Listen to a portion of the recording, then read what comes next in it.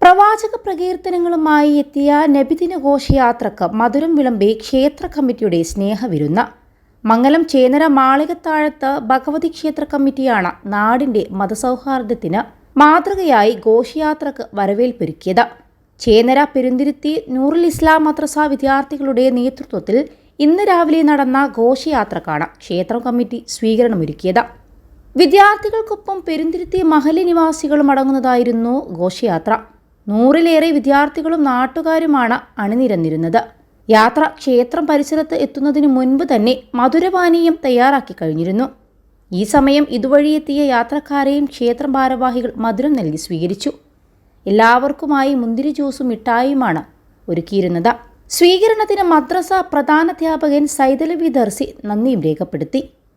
21 ലക്ഷത്തോളം സന്തുഷ്ടരായ ഉപഭോക്താക്കളും 2 ലക്ഷത്തോളം തിമിര ശസ്ത്രക്രിയകളും പൂർത്തിയാക്കിയ മലബാറിലെ ഏക കണ്ണാശുപത്രി Al Salama high hospital, hospital road, Perinthalmanna. കൂടാതെ ക്ഷേത്രം പരിസരത്ത് ദഫ്താളമിട്ട് വിദ്യാർത്ഥികളും സന്തോഷം പ്രകടിപ്പിച്ചു.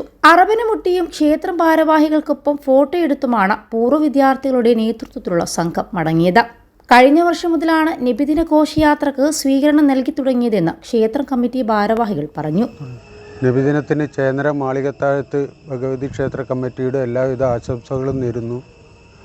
കഴിഞ്ഞ വർഷം മുതലാണ് ഞങ്ങൾ ഈ നബിദിനത്തിന് ഈ മധുരങ്ങൾ എന്തെങ്കിലും കൊടുക്കാമെന്നുള്ളൊരു തീരുമാനം വെച്ച് ഇതും തുടർന്ന് പോകണം എന്നുള്ളതാണ് ഞങ്ങളുടെ ഒരു ആഗ്രഹം.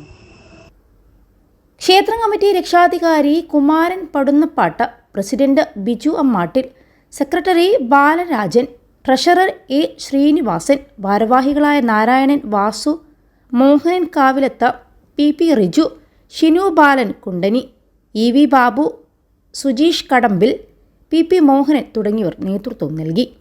ചേതര മാളികത്താഴത്ത് ഭഗവതി ക്ഷേത്രത്തിലെ കമ്മിറ്റിൻ്റെ തീരുമാനപ്രകാരം ഏകമണ്ടായിട്ട് ഞങ്ങൾ എടുത്ത തീരുമാനം എന്ന് പറഞ്ഞാൽ, ഞങ്ങൾ കഴിഞ്ഞ വർഷം മുളിച്ചിട്ട് നമ്മൾ പെരിന്തിരുത്തി പള്ളിൻ്റെ മഹലിൻ്റെ ഒരു ഘോഷയാത്ര എന്ന് വെച്ചാൽ മൊയ്ലൂദിൻ്റെ ആ കുട്ടികൾക്ക് 500 ആൾക്കുള്ള പായസമാണ് കഴിഞ്ഞ പ്രാവശ്യം ഞങ്ങൾ വിതരണം ചെയ്തത്. ഇപ്രാവശ്യം ഞങ്ങൾ 500 ആൾക്കുള്ള ജ്യൂസും മിഠായിയാണ് കൊടുക്കാൻ തീരുമാനിച്ചിട്ടുള്ളത്. അത് നല്ല മതസൗഹാർദ്ദമായിട്ട് ഞങ്ങളുടെ ഉത്സവം കാര്യങ്ങളൊക്കെ ആകുമ്പോൾ എല്ലാവരും ഒരേപോലെ ഞങ്ങളായിട്ട് പെരുമാറുന്നതിൻ്റെ പേരിൽ തന്നെ ഞങ്ങൾ അതേപോലെ പെരുമാറി പോകുന്നതാണ് മുന്നോട്ട്. അത് എല്ലാ കൊല്ലവും എത്തിപ്പോകണമെന്ന് ഞങ്ങൾ ആഗ്രഹിക്കുകയാണ്.